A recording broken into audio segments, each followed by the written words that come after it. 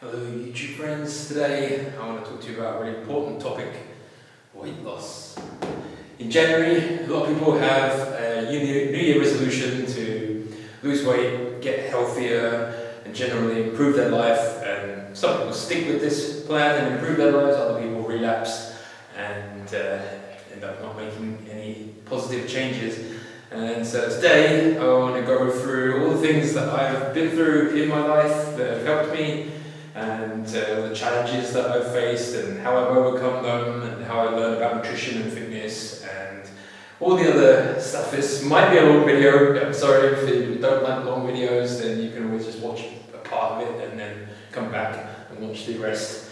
So what do I know about weight loss? Well, when I was a teenager, I was 100 kilos when I was 15 years old. I had a 40-inch waist. My waist came out here. It was like having two pillows wrapped around me. I was only 5'5", maybe. But 5'5" with 100 kilos. I couldn't buy clothes in the shops. I had to go and get I had to buy basically adult clothes and then have them customized by cutting huge chunks off the legs or having extra parts put in them to make them big enough to fit me, and life was absolutely hell. I was bullied by random people just walking down the street. I would have people shout abuse at me, and that was just random people. But at school, wow, it was just hell. It was non-stop abuse every day. I was the fat nerd who wore glasses, who talked funny, who was basically, as far as everyone was concerned, the most horrible person because I was a fat kid. So my life was just complete hell. So how did I go from being 100 kilos to having abs and muscles? So I'm going to go through everything that I did to change my lifestyle. This is going to be aimed more towards people with autism and ADHD because they're disproportionately overweight in the community. And there's a lot of different reasons for that, and I'm going to go through some of those reasons today.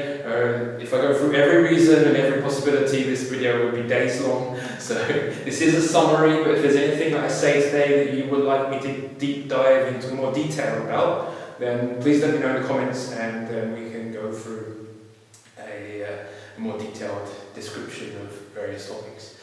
So when you're looking at weight loss, you have to think, well, what is your weight actually made of?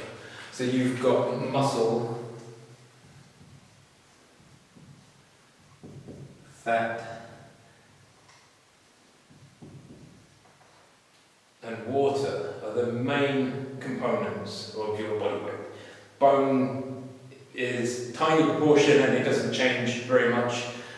These three things change significantly over lifetime. And the one we actually want to reduce is fat. You don't want to reduce your muscle mass, and you don't want to be dehydrated and lose your water, because if you're dehydrated, you're going to cause all sorts of other problems.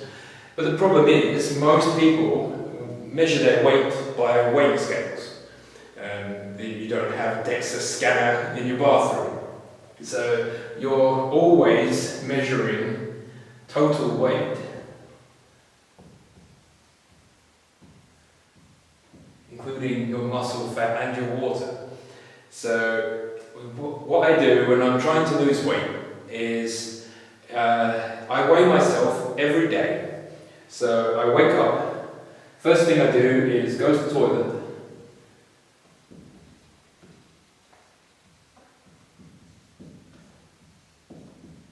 Before I have anything to eat or drink, I weigh myself.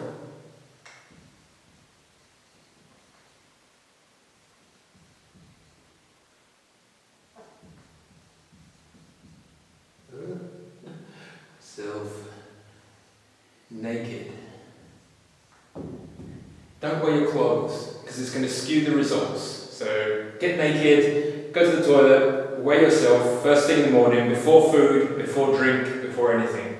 And do that every day. Every day. Weigh yourself every day. And then at the end of the week, calculate the average weight for that week.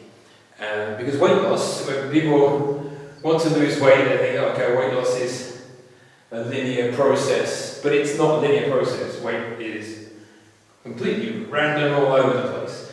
And you want to get a general trend in the downward direction, but also take into account that there are other factors that contribute to your weight, like your amount of water you have in your body and various other things. So if you weigh yourself every day and then take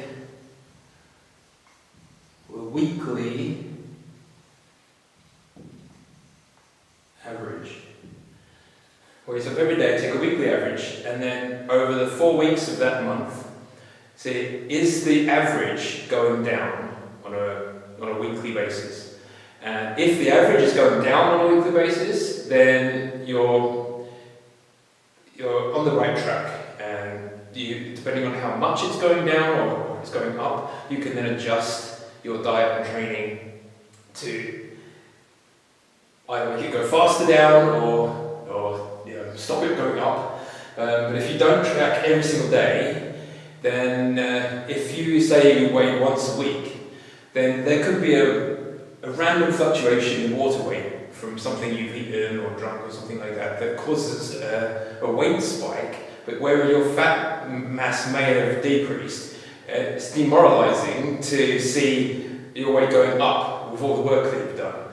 So the reason for taking an average is that it smooths out any random extra heavy days that you're going to have. Things change constantly in your body. Your competition is always changing. So take an average first before you do anything. Weigh yourself daily, take an average, and then we try to get a downward trend. But if you're trying to lose weight, then if you've got no reference point, then you've got nothing to change from. So, but if you weigh every day, you have accountability. And if you're tracking every day and every day it's going up, you have an earlier warning sign than if you're weighing once a week. It's not enough data. The more data you have, the better.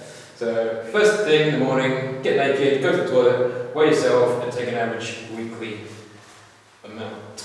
And then try to get a 1 pound to 2 pounds per week decrease over time. Slow is better. Slow, steady loss. 1 to 2 per week, or 1 kilo, 0.5.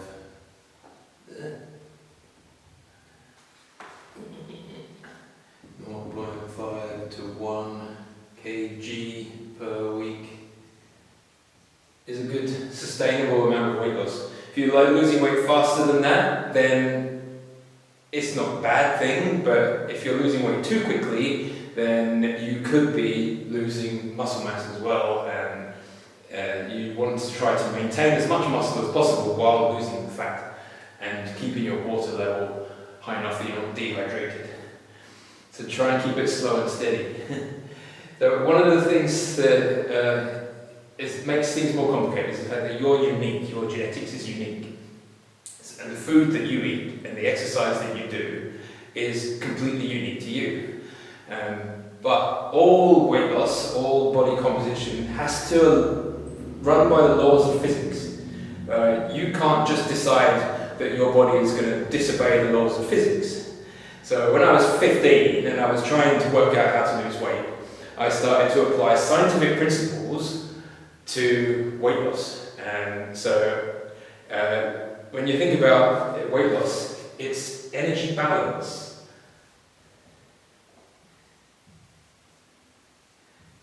Energy balance. This is absolutely critical to understand, because energy cannot be created or destroyed. it's a fundamental law of existence. Energy can only be transformed from one form to another. Okay, so if I take my hand and I put it down here and I raise my arm up, I'm going against the force of gravity by using muscles which are using chemical energy to contract. The heavier my arm is, the more energy it's going to take to move it through whichever range of motion it's moving through. And you can't change that. This is fundamental laws of existence. You know, kinetic energy is half mv squared. So how fast you move your arm and how heavy your arm is depends how much energy you're going to burn. Yeah, this is fundamental law of existence. So you have to make sure that energy in and energy out are balanced. If you want to stay the same, these need to be equal to each other. The calories that you consume and the calories that you burn need to be the same. If you're trying to lose weight, then the calories in must be less than the calories out. It has to be. You cannot lose weight if you're eating more energy than you're using. It's impossible. If you want to gain weight, maybe you're too skinny and you need to put on some weight, then your energy in must be greater than your energy out. This is the basics of everything. And the energy in is your food. Food. Energy out. It's movement. If you eat more energy and move less than that equivalent energy, because all energy is, all food is basically matter, and all matter is made of energy. From Einstein's equation, E equals mc squared. We've known this for decades now. So your energy in, if you want to lose weight, has to be less than the energy out from your movement. So if you move more and eat less, you are going to lose weight. That's basics of how you're going to lose weight. You need to create a negative energy balance. How to create the negative energy balance is such a massive, controversial subject, and people they'll charge you fortunes to have customized meal plans and training plans and all this other stuff. I'm going to give you all the information I can for free to help you. So, what do you eat? So, food. We all love food.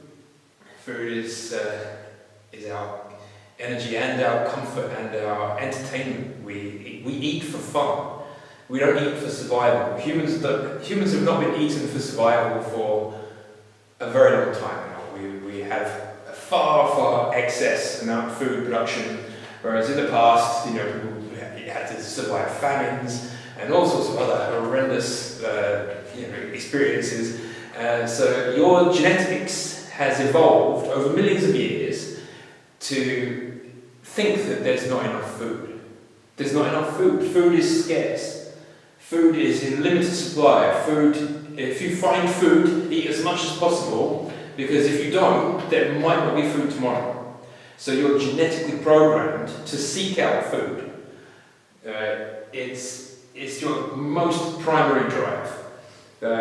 You wake up in the morning, apart from breathing, you need to go and find food.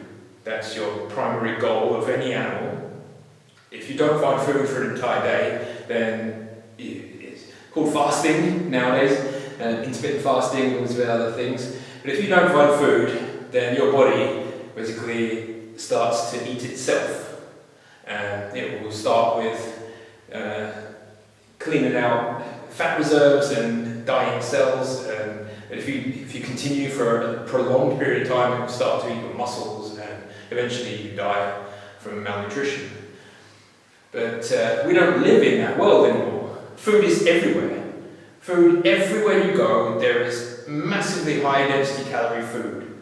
It's not possible in the civilized world, the Western world, to go anywhere and there's zero food to eat. If you live in the deserts in Africa and you're still in this place where food is scarce and your natural instinct to eat whatever you can to survive is going to keep you alive.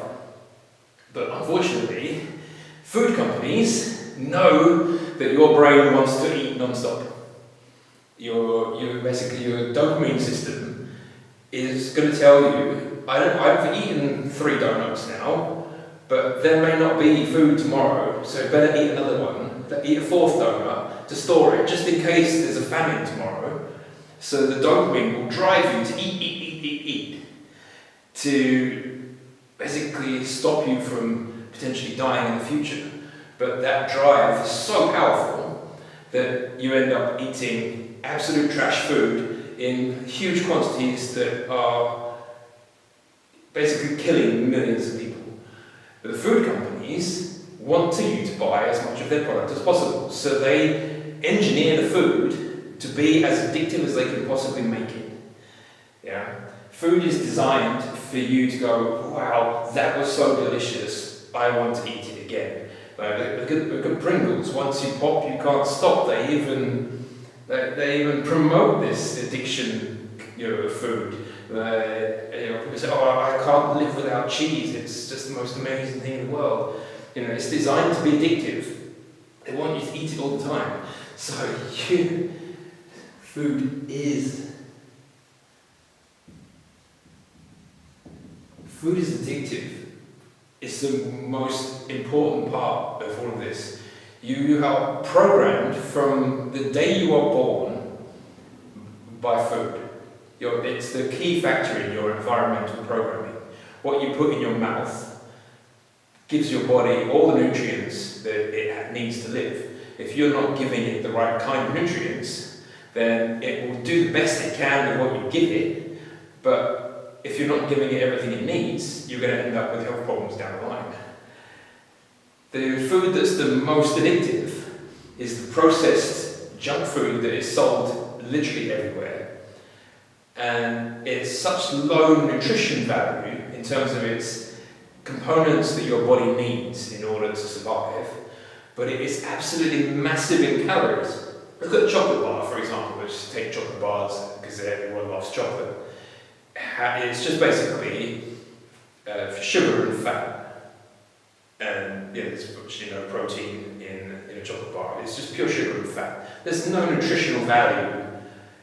It's slightly, there's some in dark chocolate, but if you're looking at a cheap milk chocolate that's just sold everywhere, it's designed to be basically a drug. Chocolate is just a drug, it's not food. But it has a massive amount of calories that your body is just like, whoa, how much sugar and fat is in this thing? And your body absorbs it all because it's so highly processed it doesn't take much digestion. And there's just such an overflow of calories, it's got no excuse, no reason to do anything else other than store it. You can't just burn all this amount of energy really, really fast unless you have a fast metabolism, but most people don't. So it gets stored as fat, but there's no nutrition there. So your body's like, okay, well I've got all this energy, but I've got no vitamins and minerals and all the other components I need. So within a few minutes, you want to eat again, and eat again, and eat again. And you're constantly trying to feed this addiction cycle because food triggers dopamine.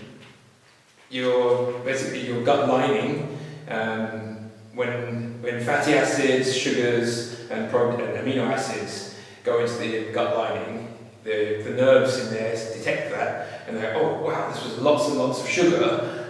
Eat more of this food because I need sugar because my body's fuel is mainly sugar. So you have to fight this addiction, and that's really, really hard to do if you're autistic or ADHD, because of your different nervous system, a different dopamine system. This food addiction is really, really, really good. It feels amazing. Because I didn't know that I had autism and ADHD when I was a kid at school. But well, I knew that when I had a bottle of Coca-Cola or a chocolate bar or a cake or a donut, it felt really nice. It made my body feel good. I was happier. We call it comfort eating because it makes us feel nice. But in the short term, yeah, great, I feel nice, I eat this chocolate bar, or I feel lovely. But it's a short-lived feeling that you then want that feeling again and again and again. And if you're not able to control those impulses to eat the really bad food, then you're going to end up eating way, way more than you should do. Most people now are eating way more calories per day than they need, especially in America. The obesity crisis there is out of control because their food is just basically poison. 90% of it is poison, and basically the medical system is like, yes, we've got all these millions of sick people now because they're eating poison. Then they're all sick, so they have multi-trillion-dollar medical bills. It's unbelievable how people just accept this as normal now. It's just accepted now. To be morbidly obese is now, you can't even say anything to someone who's overweight because you're fat shaming or something like that. But I was 100 kilos. I was fat shamed every day of my life.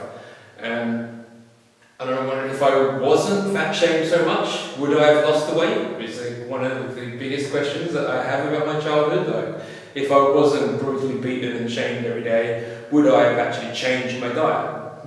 Maybe not. Maybe I'd still be obese now. But I decided that I didn't want to be obese, and I changed my life.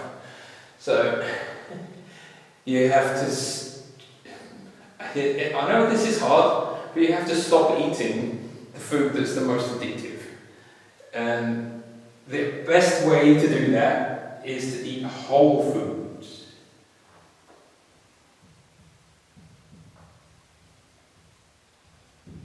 Whether you're vegan or not, that's irrelevant to this. But you need to eat complete cells. You are made of cells, and in order for you to have healthy cells, you need all the components to build a cell. This is quite basic biology. You have, this is an animal cell, and this is a plant cell. Plant cells are different in the fact that this is a cell membrane.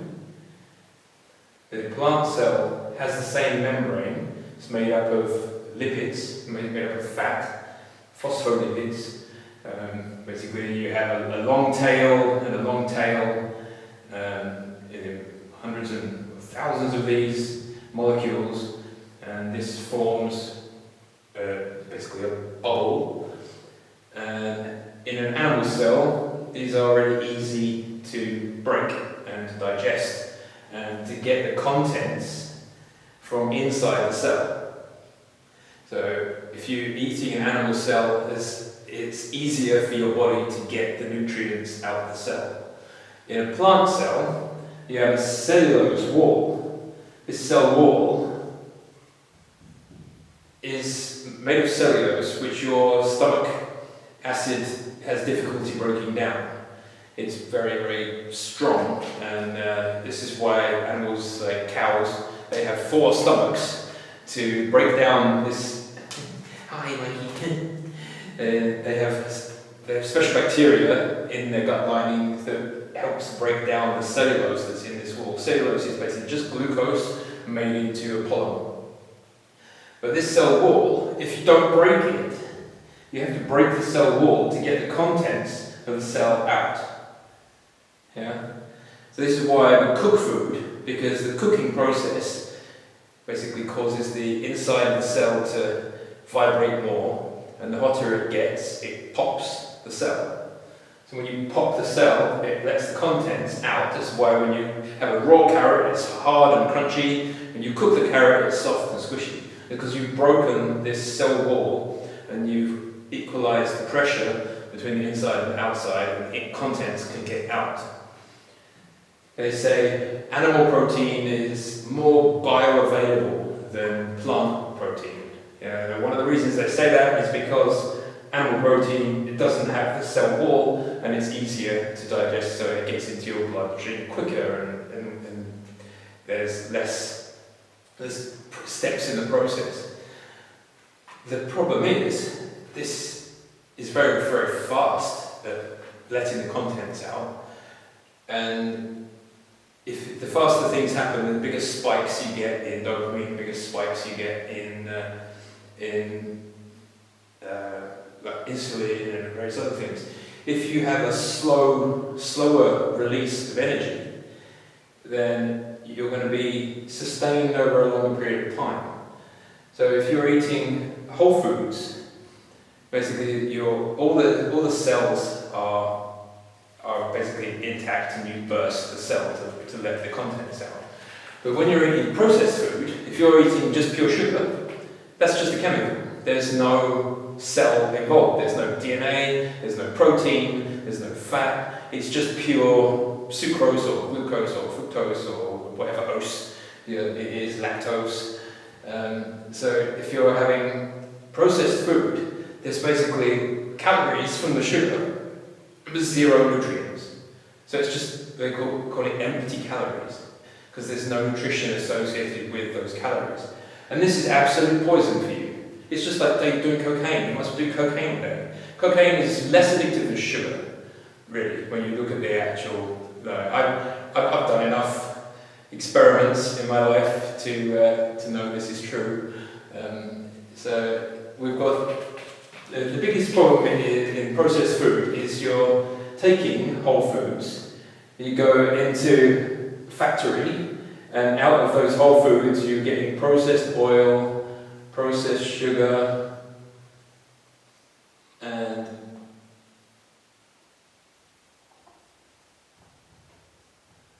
processed protein. So, for example, like whey protein powder. It's a waste product from making cheese, and they decided that they didn't want to waste that money when they could make it into a powder, put some more chemicals in it, make it taste nice instead of use a fitness supplement. Ooh. Yeah, protein powders are highly processed food that's so far beyond what its original source was. So keep your foods as close to whole foods as possible,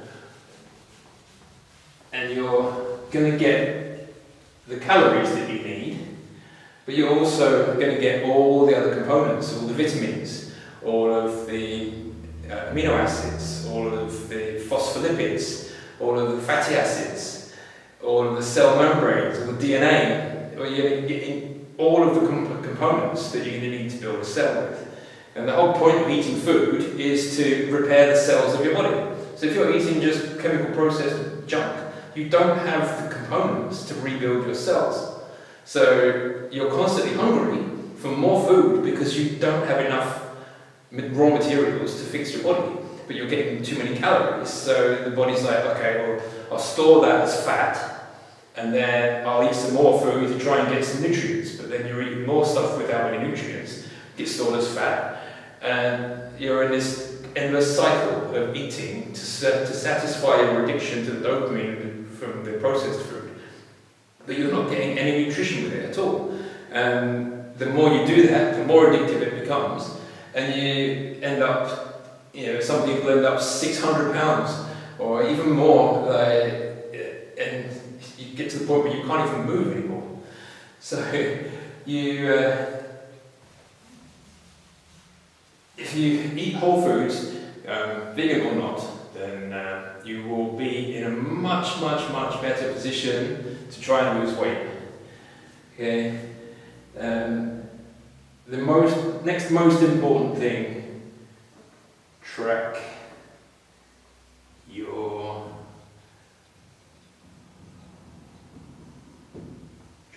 calories. You can go to tracking your macros if you want more detailed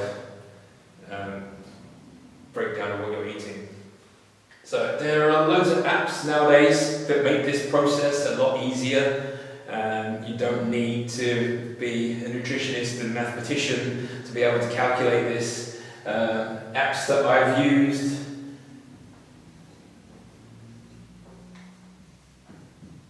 Chronometer, MyFitnessPal.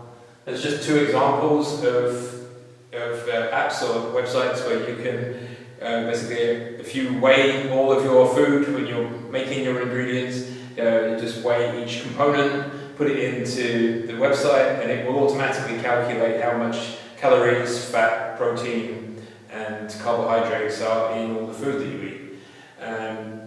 So it gives you accountability, and also it gives you a history of what you're eating. If you go with Chronometer, I personally prefer Chronometer because Chronometer also tracks your amino acids, your fatty acids, your minerals, your vitamins. It tracks everything, and it gives you nutrition advice on, say for example, you're low on vitamin B2 or something like that. Maybe you haven't got all your target vitamin B2.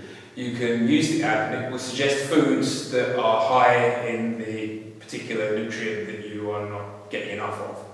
So track your food religiously, at least for a month, to give you a baseline of how many calories am I eating, how much fat am I eating, how much protein am I eating, and how much carbs am I eating. And if there are any vitamin deficiencies in your diet, then you can adjust things as you go to add foods that you need to get a nutrition balance. And if you're tracking with Chronometer, it will also suggest how much you should be eating for whatever goal you have. So if your goal is to try and lose 2 pounds a week, it will give you targets. It will give you a calorie target, protein target. You can change those a bit to your personal preferences. But if you don't track your food, then you've got no reference point to change things from.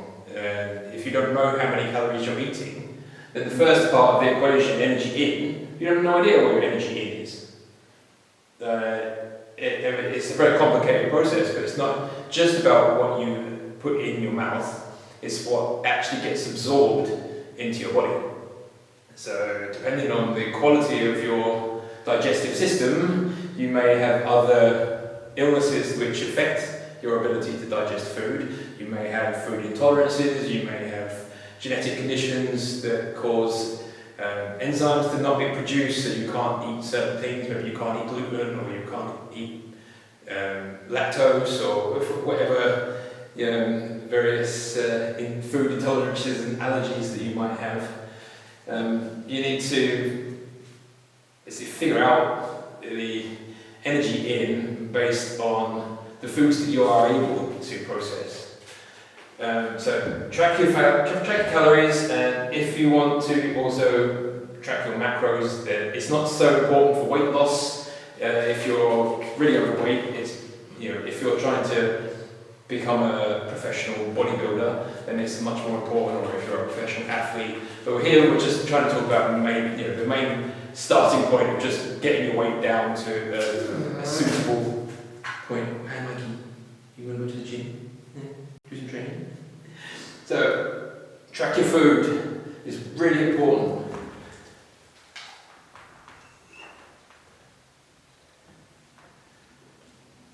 So that's the energy in side of the equation. If you're eating absolute junk, your energy in is going to be super high, but your nutrition is going to be super low. If you're eating processed food, then it's so much easier for those excess calories to just get stored as fat and not burned properly. It also is going to affect your hormones, or your insulin is going to be all over the place. Hi Mikey, do you want to go outside? It doesn't want to work. Okay. Okay, so we're talking about energy in. So you have to control what goes in your mouth. that's really hard for a lot of people, especially if you're autistic and ADHD, because a lot of people have ARFID, avoidant restrictive food intake disorder, where I think I pretty much had that because there was loads of things I just would not eat. Absolutely refused to eat vegetables when I was a kid. I just wanted everything with sugar. If it was sugar and fat or meat, then I ate everything. I loved it. I would just stuff my face all day. I had my own money because I was running my own business. So on the way to school, I'd buy 5 chocolate bars, 2 litre bottle of Coke, drink this every day because it made me feel better. There was constant pain all the time, and the sugar made me feel better in the short term, but in the long term caused more health problems than it solved. So there's still energy out. Energy out is your metabolism, how well your body will turn the fuel that you put in your stomach into energy that you can use. Everything that you eat eventually becomes ATP, adenosine triphosphate. This is the energy molecule of your body. It's how every single cell in your body functions. And what you eat, basically if you start with fat or amino acids,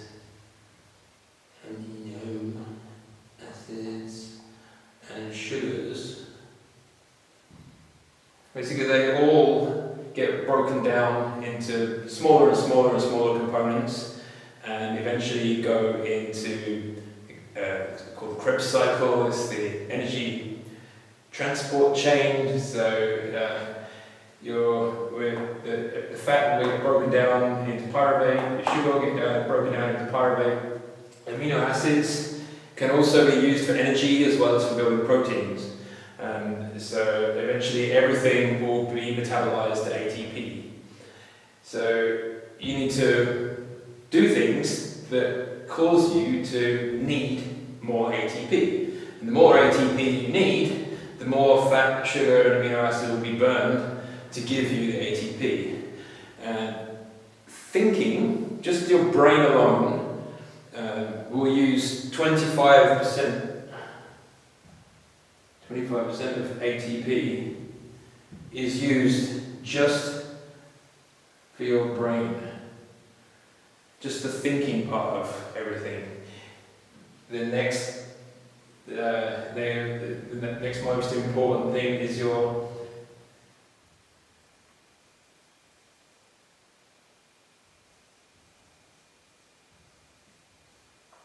you have to maintain your body temperature.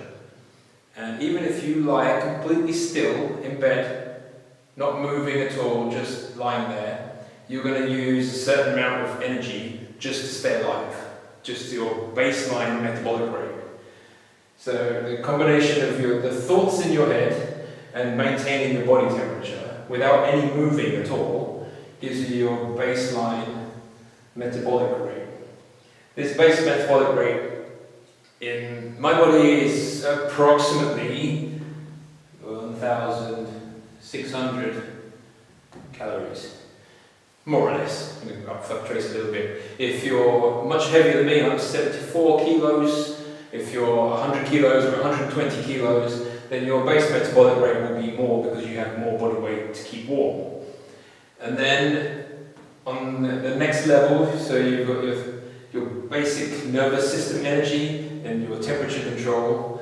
The next is what we call NEAT.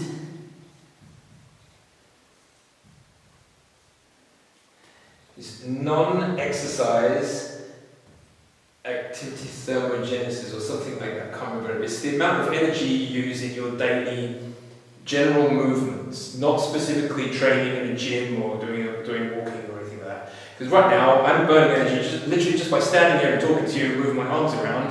I'm using up energy and constantly producing ATP and burning mostly carbohydrate right now because I'm not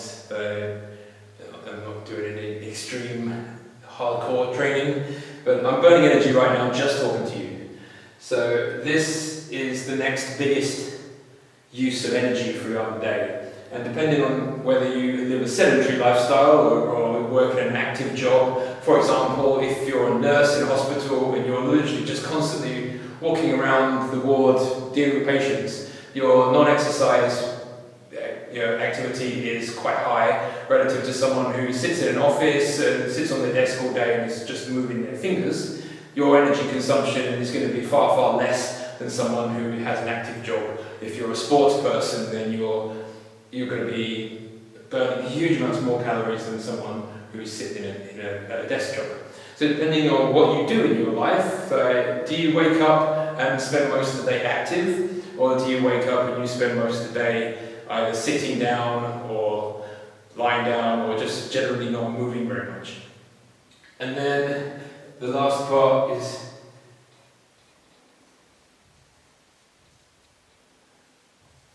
your exercise. What do you actually do specifically to train your body and burn calories? This is the smallest part of weight loss. Exercise, for example, if I'm just going to go to the gym and do weightlifting for, say, 1 hour, it's, as a proportion of total calories for the day, it's a very small amount.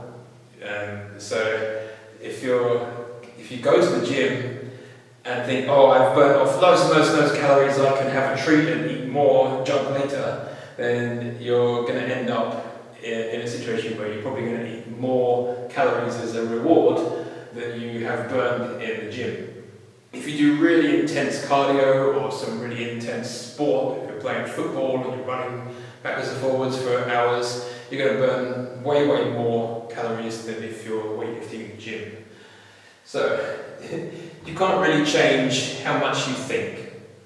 That's not really going to make much difference. You can't really affect your body temperature and burn more calories unless you take they sell you supplements which are supposed to be fat burners, and these fat burners, you take them and they're supposed to raise your body temperature and burn more calories than you would normally. There's some debate whether they work or not, but I don't think taking a pill is a suitable solution for anyone to try and lose weight. So you can do more exercise. This is going to help. I'll talk about that specifically in a minute. NEAT is the best way for you to increase your calorie burn. And if you're someone with ADHD, you might be familiar with the restless leg syndrome, just constantly fidgeting, twitching, your body's always wanting to move somehow.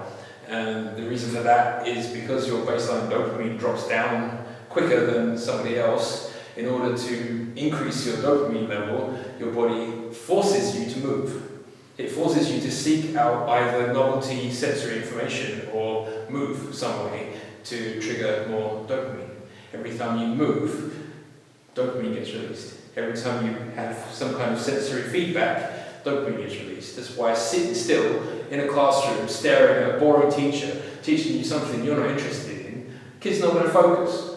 It's not possible to focus on something that's that boring and completely useless when you can't even move or talk or do any kind of sensory play without being told you're pissing everybody off. Like I'd click my pen constantly at school, or tap my leg, or these other things, because I needed to be constantly moving in order for my body to feel like it was not going to explode.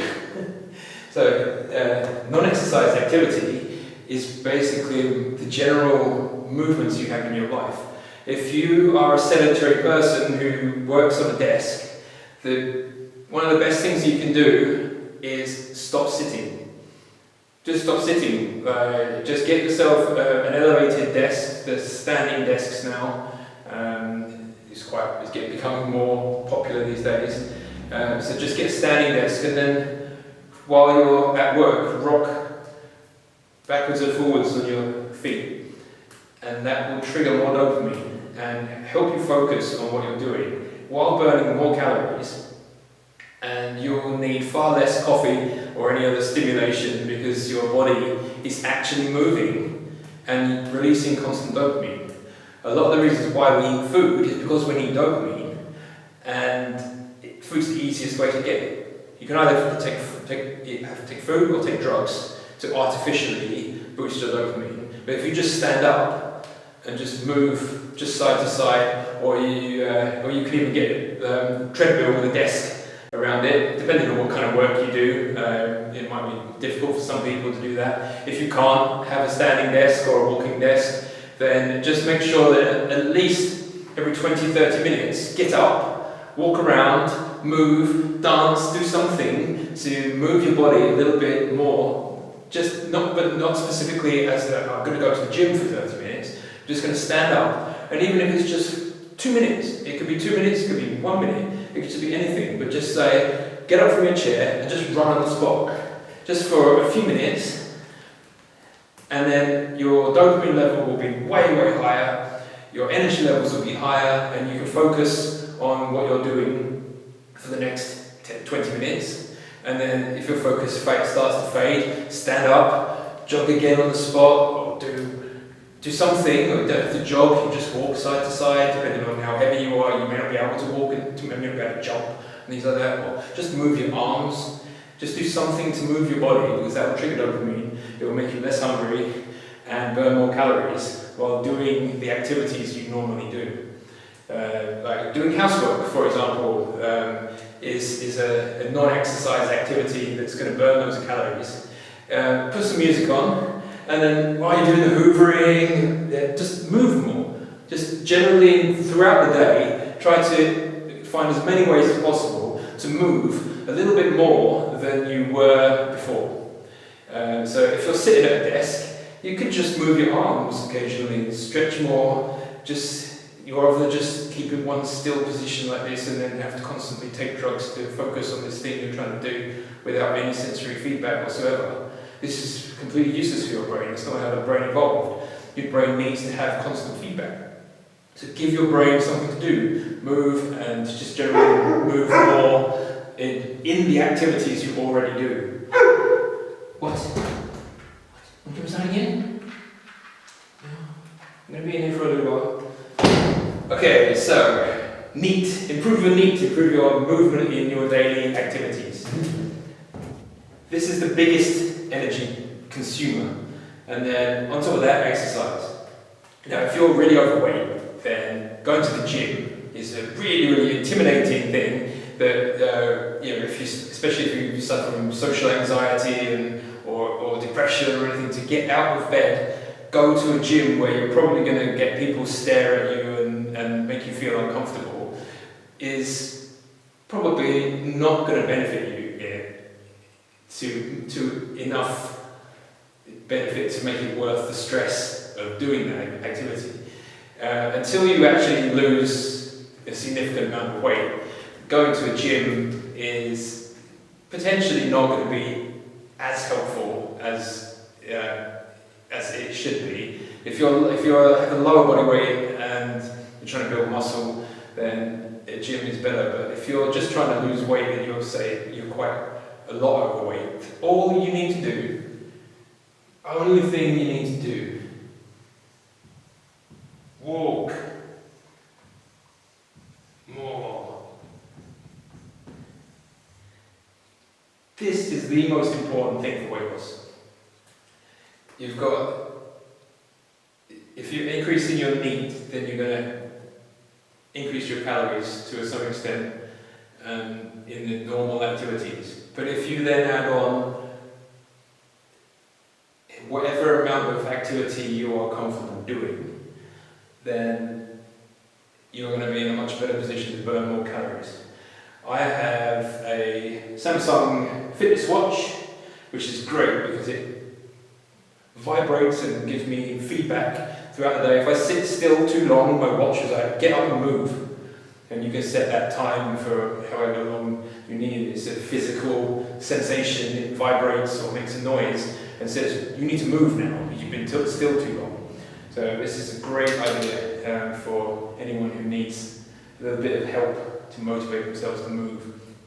So it also tracks your steps. So walk more, get your step count up.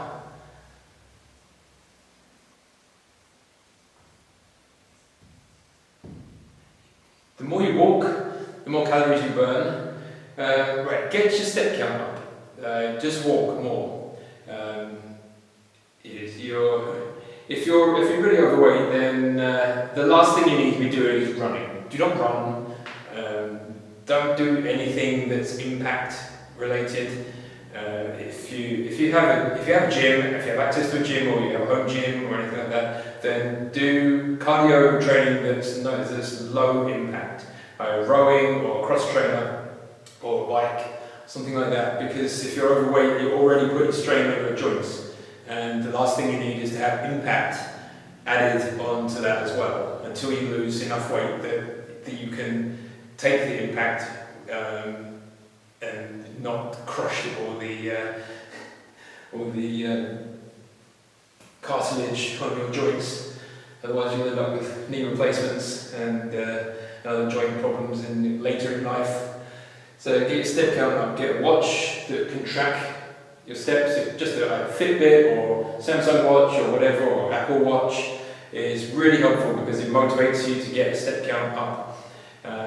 For the first week that you're trying to do this, don't specifically add walking for the first week. Just put the watch on and just see what is your average step count for a normal week without trying to do any excess exercise. So you basically, within this NEAT component, you're going to do a certain amount of steps. You might do 4,000 steps just in your daily normal life. You might do 5,000, you might do 6,000, whatever that average is that you normally do. Then on top of that, then you want to do your exercise steps. So that might start with just a 10-minute walk in the morning, 10-minute walk in the evening, and see how you feel. And then over time, you want to increase your step count as far as is comfortable for you and how much time you have available. So there was no such thing as a step counter when I was a kid and when I was trying to lose all this weight. So I started off. I was still at school. I was in year 10 of secondary school when I started this.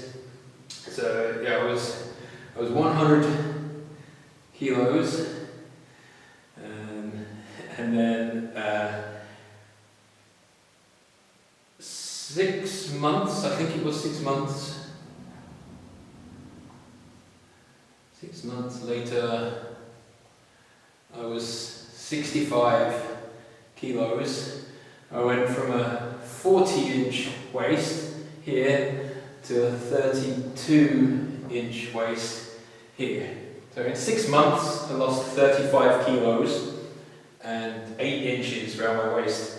I'll insert some pictures. I had my old jeans. I had 2 pillows in my jeans when I lost all this weight. How did I do that? Well, in the morning, I did basically intermittent fasting, not knowing what intermittent fasting was at that time. But I basically, at school, I would have tea and sugar to stop me from basically passing out from basically this is 0 calories. This is a really, really unhealthy way to do things, but I'm just going to tell you what I did, just as a warning that says this worked, but it wasn't the best way of losing weight. So I wouldn't eat breakfast. No breakfast. I'd get to school, I'd have some tea with some sugar, I would have a small lunch,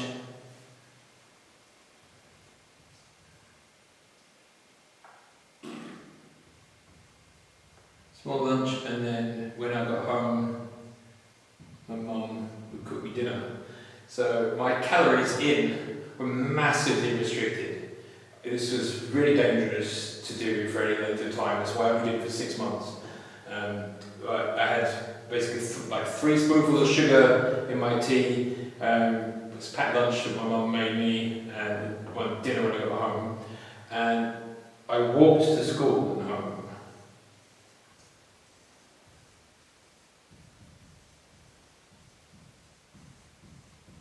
So instead of getting the bus, I decided that I was going to walk to school, which was 3 miles 3 miles per day. So the only thing I did was walk 3 miles a day and restrict my food to basically intermittent fasting, so small lunch and a dinner. So my calories in were now at a more normal amount of food, and my activity was literally just increased by walking 3 miles a day. I didn't go to the gym, I didn't play any sports, I didn't do anything like that. All I did was walk and restrict calories, and I lost 35 kilos. But I restricted calories really extreme, and was probably doing that a little bit too fast, too soon. But at the point I was doing that, I was so depressed and suicidal from all the abuse that I got from everybody that I just needed it to be happening as quickly as possible. So I decided that it was worth it to lose weight as fast as possible to deal with the side effects of doing that. Basically, I would constantly end up dizzy, not able to stand properly, couldn't focus. There were some quite negative side effects, but I lost so much weight that I went through 2 wardrobes full of clothes in just 6 months. Got to the point where I was 65 kilos, and at that point my body was able to function much better, and I could then start doing weightlifting and more intense training. So when I was 16, I started the gym.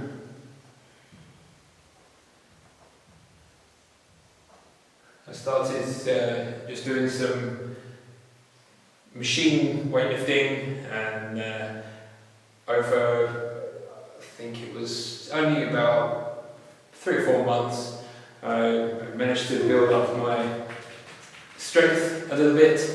So at 16 years old, I started going to the gym regularly, and when I moved to America, which I'll talk about in a different video, one of the courses that I did was actually weightlifting. So every day for 1 semester, I would do weightlifting, and so I started to learn about muscles and how to build muscles and more about general fitness.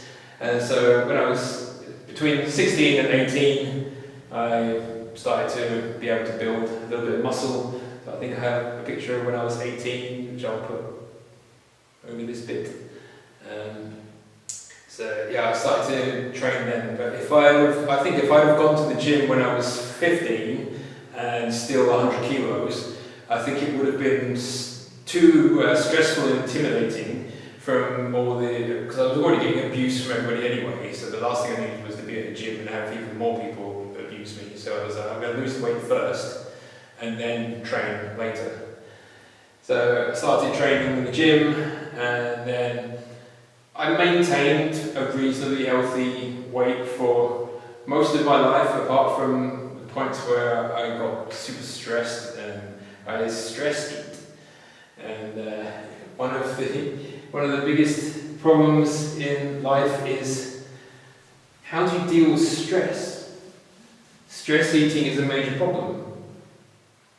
Like, what is stress eating?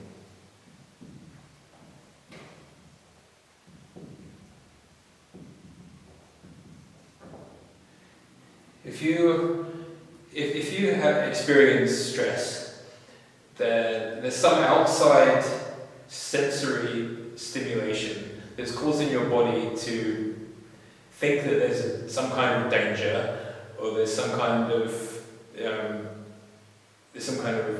pain, or some experience that is going to cause you some kind of potential damage, and your body is like, I need to get out of this situation, so it releases cortisol, adrenaline, and it causes you to feel anxious, and the anxiety and the stress build up until you can end up with panic attacks and various other things.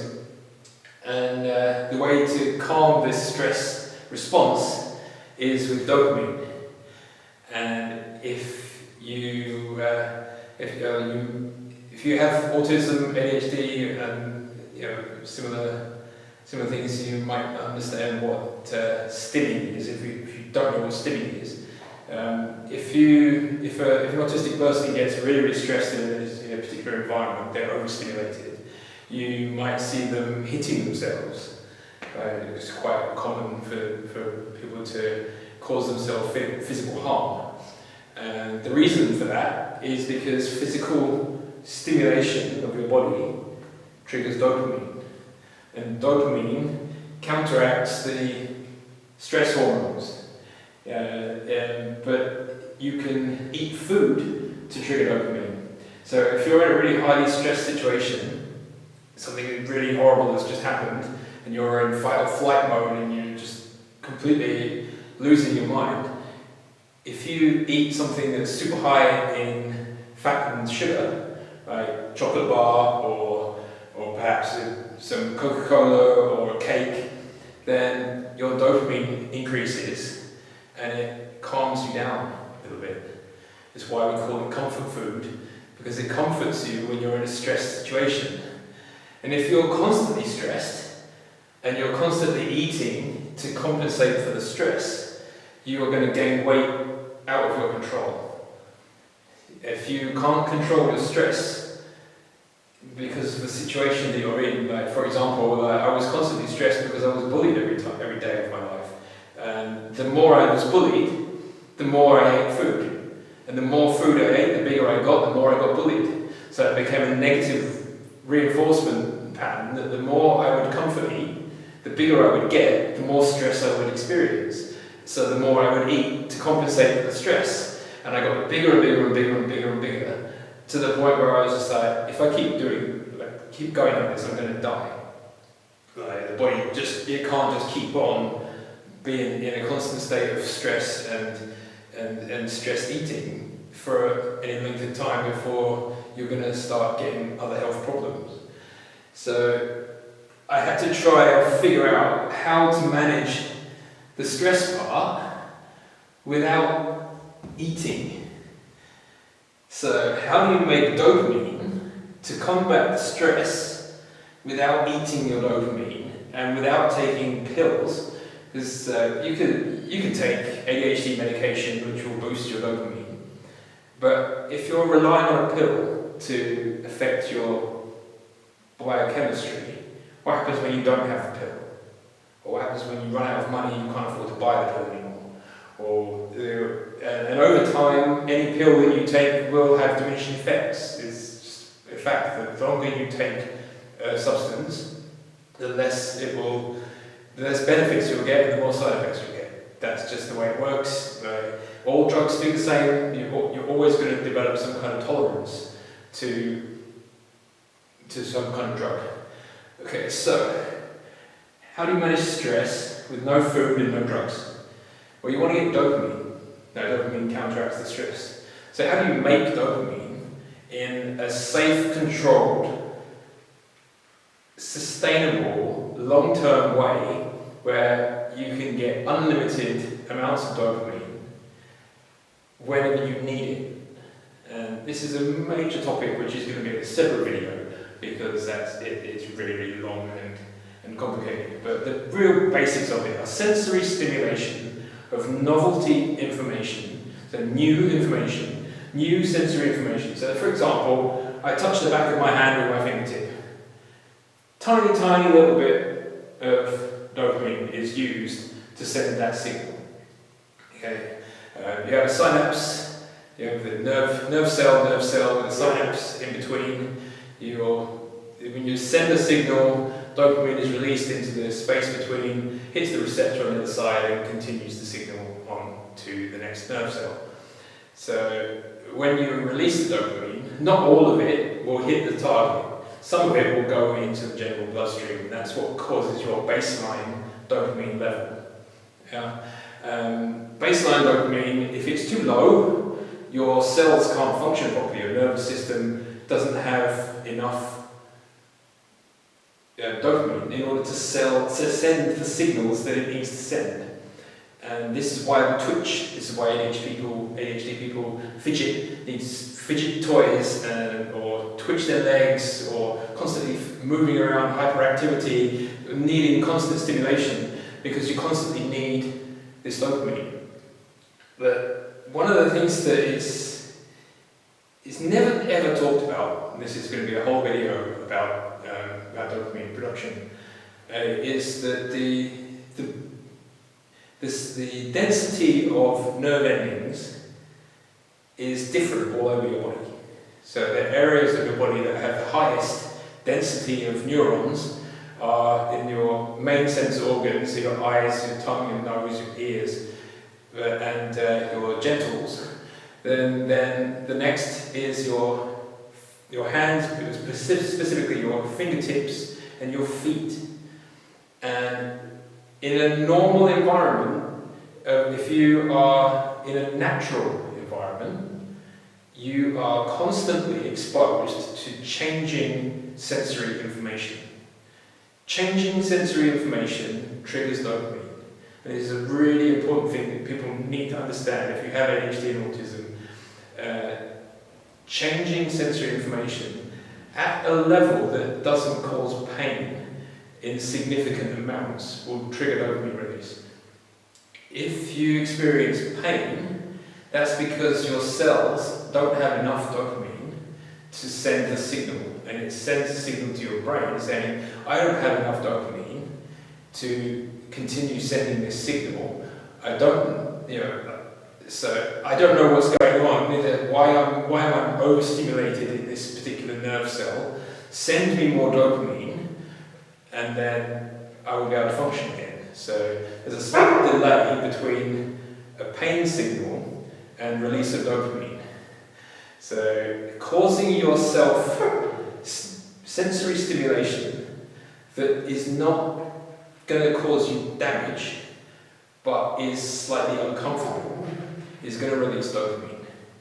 So to combat stress, what I do is I just walk barefoot on a changing textured surface. I'll go into a lot more detail about how this works in another video. But if you go out in nature and you walk barefoot on the grass or anywhere, every step you take is a unique sensory experience. And every time your body experiences a new sensory input, then dopamine is released. If the sensory input is constantly the same, so for example, if I'm wearing a glove and I touch something, all that's changing is pressure sensor, but I'm not getting any textural information from what I'm touching. The only sense I get is the inside of the glove, which doesn't change. Yeah? So if your sensory information is not changing, you're not using dopamine, you're not releasing dopamine. If your child is in school sitting down watching a boring teacher, the amount of information that's changing is so tiny, it's not enough to keep the dopamine level high enough, and then stress builds up because you're not counteracting it with dopamine, and it gets to the point where that child may end up lashing out, saying something automatically without thinking, because every time you control a muscle, tiny bit of dopamine is released. So the child will fidget and shout and various other things that are deemed as inappropriate behaviours because they have no choice, because their body is crying out for stimulation that they're not getting. So I'm going to do a video that's going to explain how teachers can help children with autism and ADHD to improve focus and relieve stress without causing additional problems. Stress eating is a major issue. We're constantly surrounded by stress. Everywhere we go is stress from every way we live. We don't live in any way natural environments anymore. And people compensate for that by behaviours which are really, really detrimental to your overall well-being and the well-being of society, because they crave dopamine non-stop. Because there's so much stress, you need constant dopamine to fight the stress. So people end up with drug addictions, gambling addictions, shopping addictions, food addictions, sex addictions, all these other addictive behaviours because you're crying out for more dopamine. But you can make unlimited free dopamine whenever you want, literally just by walking barefoot in nature. So if you want to try this out, now it's winter, it's -10 outside, so this is not a good time to start trying to do this. But you can start inside in your own home by creating a space where the floor has different textures on it, and just walk around on different textures, because every time you take a step it's a different pattern. You'll release more dopamine than if the pattern is the same. So most humans live in environments where the floors are the same texture. It's either a carpet or a lino or laminate floor. It's very, very smooth, there's no texture involved. Every step is the same. And if your sensory input is the same, there's no point wasting dopamine by sending signals if the input isn't changing. But if the input changes, the brain's like, oh, something new, something new, something new, something new. And if you have something new every single time you take a step, then 10,000 steps a day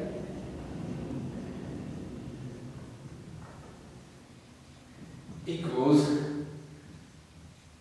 10,000 dopamine hits. You can get 10,000 free hits of dopamine every single time you take a step that's on a different surface, if your bare skin is in contact with the surface. If you're wearing socks, then the impact is dampened by the fact that you've got something protecting the connection between the floor and you, and your foot is not going to measure the texture of the floor. So there will be some dopamine release, but there will be much less than there would be if you were barefoot and you're actually measuring with your sensory responses the texture of the floor.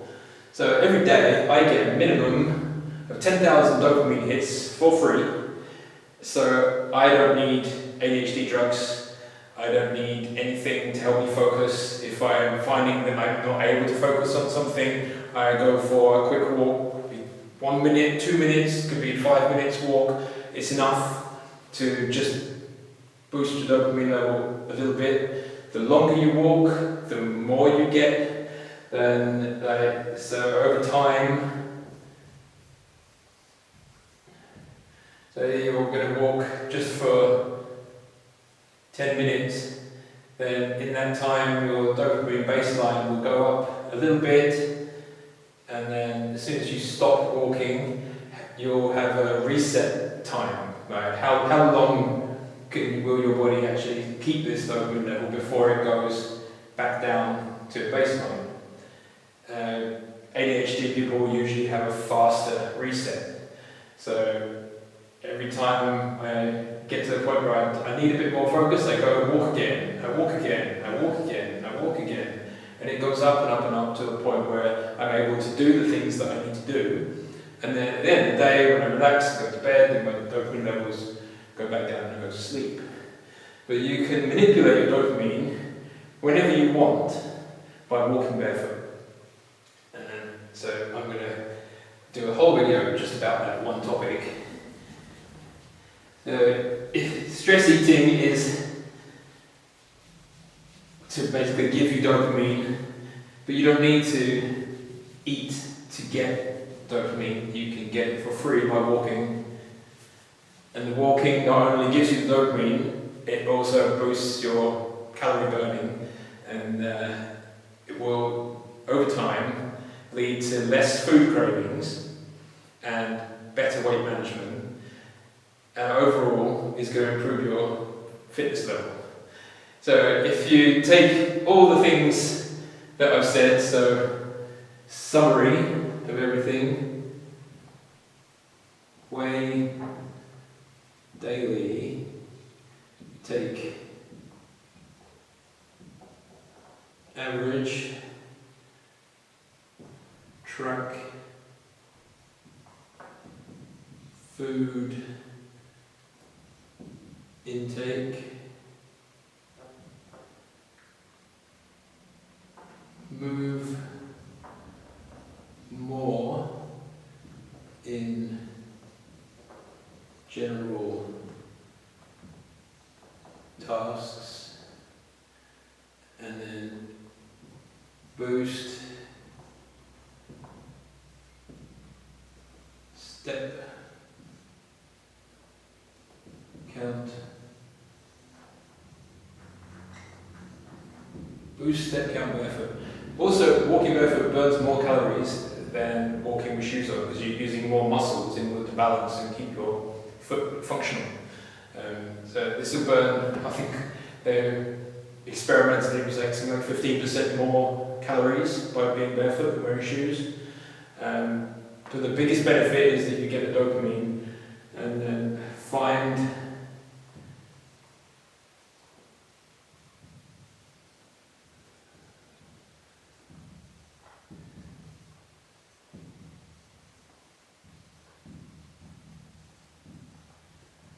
alternatives to stress eating. Stress eating is the biggest reason why people end up overweight, because especially autistic ADHD people will have more stress than normal because the dopamine system is not functioning the way it should function. So we need more dopamine than the average person, and the easiest way is to eat dopamine or take drugs. And smoking is a major trigger for dopamine, and that's why so many people are addicted to smoking, is because a lot of these people have ADHD and don't know about it.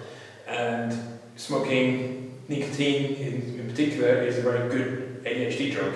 Unfortunately, it kills you. So it's not a good solution to having ADHD. If you're taking amphetamines, there's all kinds of other side effects for amphetamines, but you can get all the same benefits from those drugs and from food just by walking barefoot on different texture surfaces. So this is already a massive long video again. So sorry if you don't like long videos, but there's a lot of information. There's so many, hundreds more things that I could talk about, but this is a summary of basic ideas in weight loss. If you have questions about anything that I've talked about today and want more details about them, I'm going to do more details about barefoot walking. If you want someone to help you coaching with this, there's plenty of fitness people online that will help teach you. If you're going to go vegan, you are in a far better position to try and lose weight than if you eat meat and dairy, because meat and dairy are really high in fat and calories, and they are incredibly addictive. We'll talk about food addiction specifically in a different video, but meat and dairy are not designed for human consumption. Your body is not designed to process these things. You can believe what you want about human history and stuff, but biologically, you're not designed to process dairy. You're not a baby cow. You're not a carnivore. You're not a lion. You're not designed to process meat. We're designed to find and harvest vegetables. So if you want to have a lean, healthy body, the best way is a whole food plant-based diet. And you can still lose weight and have a good body by eating meat and dairy, but overall your health in the long term will be worse if you eat meat and dairy than if you stick to whole food plant-based diet. So eat whole food plant-based.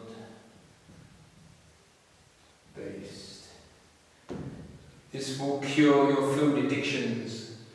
It will seriously. I was absolutely brutally addicted to cheese, brutally addicted to meat and dairy, and I couldn't imagine a world of not eating these things. But it was making me sick. I didn't pay attention to my health enough, and I got really sick. And as soon as I started eating a whole food plant-based diet, then everything got better. So you believe me or not believe me, I don't care. But I'm trying to help you. So if you do have problems with food, if you do have any additional health concerns from being overweight when you're diabetic, or you have heart disease, or perhaps there's other conditions associated with autism ADHD, like joint hypermobility, which means that your joints, or pretty much all of your connective tissue in your body is not functioning as well as it could do from genetic issues.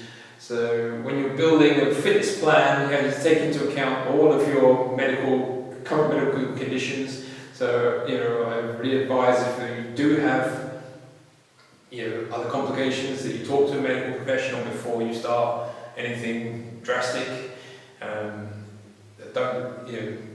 Most doctors don't understand nutrition, so asking them about diet is probably going to be talking to a brick wall. Some doctors are starting to know about nutrition now, but most of them know just about drugs and surgery, so they won't give you advice on nutrition. They don't know anything about it. But I probably know more about nutrition than the doctor. So there's a summary. So weigh yourself daily, take an average, track your food intake, move more in your general daily tasks, boost your step count, preferably barefoot if you can. Find alternatives to stress eating, stimulation, any kind of sensory stimulation does this, dancing, listening to music, it all boosts dopamine. Watching a movie will boost dopamine, although you're generally not moving if you're doing that. Find ways to boost dopamine and eat a whole food plant-based diet. If you do all 5 of these things, 6 of these things, if you all do all these things, you will be healthier. You will lose weight and you will feel amazing. So it's already a long video, so it's enough for today. But I've done this, it worked for me, it's worked for other people. So if you want to try it, give it a go. Got any questions, put them in the comments. And good luck with your New Year resolution to lose weight. My New Year resolution is to build muscle this year. I lost 10 kilos last year, so now it's time to get some muscles back. So I'm on a bulking phase, and I will turn into a beast unicorn this year.